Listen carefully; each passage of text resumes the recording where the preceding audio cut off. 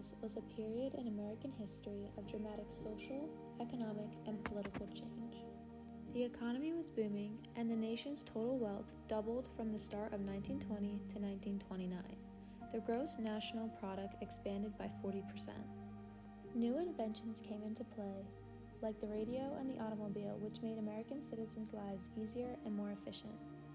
And with the help of Henry Ford's assembly lines, product efficiency increased, causing the average blue-collar worker to make more money. However, this didn't last very long.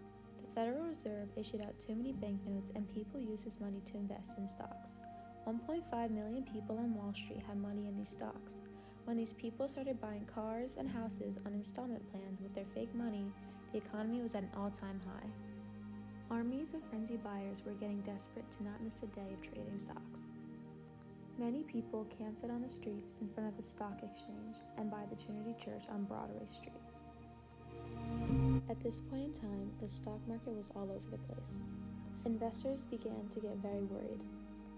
Many people began to believe the stock market was eventually going to crash. However, experts refused to believe that this was going to happen. Yet stock market prices were at an all-time high.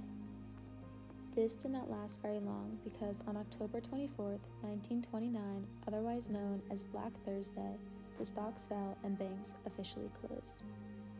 Crowds upon crowds of people flooded in front of the stock exchange. Newspapers were eventually sent out to try and describe the silence spread throughout the areas. Everyone was in disbelief. No one could comprehend what was going on. People crowded areas in hope of an unexpected miracle would occur. The president at the time, Herbert Hoover, was put to blame for the Depression because he didn't stop the Federal Reserve from handing out banknotes. Hoover's response to the Depression was voluntarism and the Reconstruction Finance Corporation. He responded by saying, "Fortunately, the Federal Reserve System had taken measures to strengthen the position against the day when speculation would break, which together with the strong position of the banks has carried the whole credit system through the crisis without impairment." Additionally, Herbert Hoover makes an announcement to the public. My fellow citizens,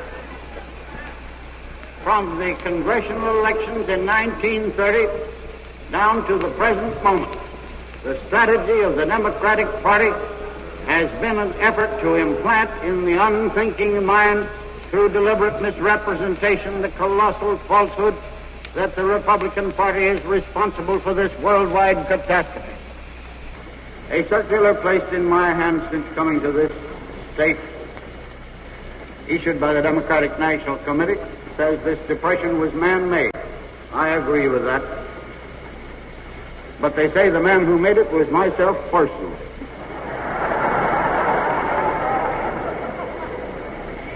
They express no gratitude that in my manufacture of this world crisis, I have let this country off easier than Russia or Western Europe or South America.